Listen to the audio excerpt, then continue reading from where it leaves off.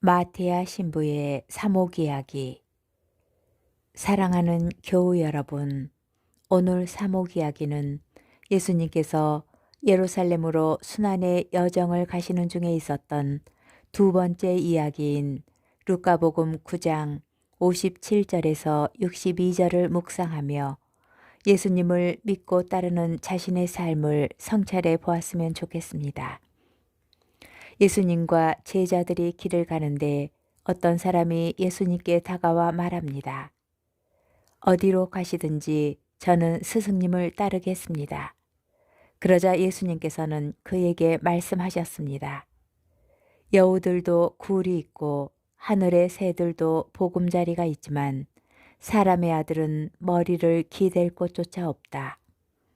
그런데 예수님께서는 다른 사람에게 나를 따라라 고 이르시는데 한 사람은 주님 먼저 집에 가서 아버지의 장사를 지내게 허락해 주십시오 하고 청하고 또 다른 사람은 주님 저는 주님을 따르겠습니다.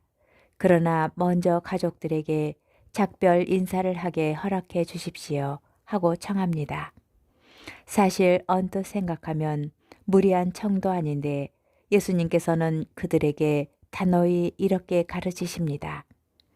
죽은 이들의 장사는 죽은 이들이 지내도록 내버려 두고 너는 가서 하느님의 나라를 알려라. 쟁기에 손을 대고 뒤를 돌아보는 자는 하느님 나라에 합당하지 않다.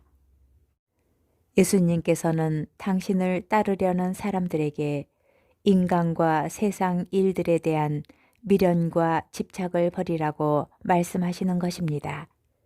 오늘날 하느님을 믿는 우리 신앙인들은 예수님을 따라 살고 싶은 마음이야 누구 못지않게 간절할 것입니다.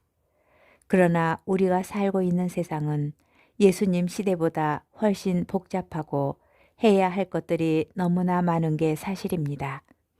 더구나 인간 중심적이고 현실적 즐거움과 안정되고 풍족한 삶이 우선되어야 하느님을 믿을 수 있다는 세속적인 사고방식이 만연되어 있습니다. 어쩌면 하느님은 은연중에 내 삶을 만족시켜주는 부차적인 존재로 추락하거나 아예 삶의 우선순위에서 한참 밀려나 있다고 해도 지나친 말이 아닐 것입니다. 하느님을 최우선순위로 복귀시키기 위해 내가 버려야 할 것은 무엇이고 끊어내야 할 욕망과 집착은 무엇일까요? 예수님을 따르기 위해서는 두 가지 중요하고도 어려운 삶의 태도가 동반되어야 합니다. 첫 번째 삶의 태도는 버림입니다. 우리는 자신이 가진 것을 버리면 자기 존재가 위협받거나 사라질지도 모른다는 두려움을 지니고 있습니다. 그래서 버림의 궁극적 대상은 자기 자신일 수밖에 없습니다. 스스로 자기답게 살지 못하게 만든 지난날의 자신을 내려놓을 수 있는 것이 진정한 버림입니다. 그래서 예수님께서도 당신을 따르고자 하는 사람은 자기를 버려야 한다고 말씀하신 것입니다. 두 번째 삶의 태도는 받아들임입니다. 신앙인에게 자신을 버림은 과거 자신과의 단절만이 아니라 주님을 위한 자리를 비워둠을 의미합니다. 더 나아가 주님께 자신을 내어 맡기는 과정에서 그분께서 보여주신 가르침과 삶에 대한 마음가짐, 그리고 다른 사람들에 대한 사랑을 그 빈자리에 받아들인다는 것입니다. 진정한 따름은 자신을 비움으로써 생긴 그 자리에 주님의 말씀과 삶을 받아들이는 과정으로 나아가는 것입니다.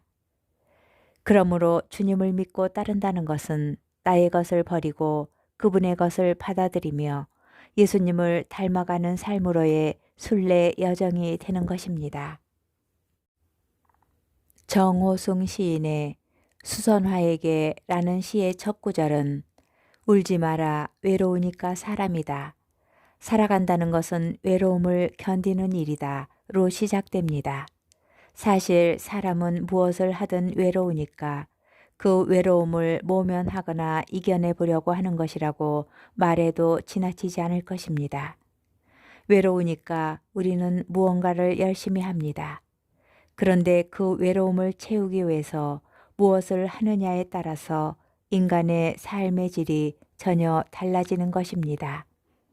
사실 살아간다는 것은 외로움을 견디는 일이라는 말대로 우리는 인간의 존재론적 외로움을 견디어내기 위해서 세상이 주는 쾌락과 즐거움을 찾고 가족과 친구와 연인이 주는 사랑과 기쁨에 의존하지만 사람의 마음에는 그 어떤 것으로도 채워지지 않는 빈 공간이 있습니다.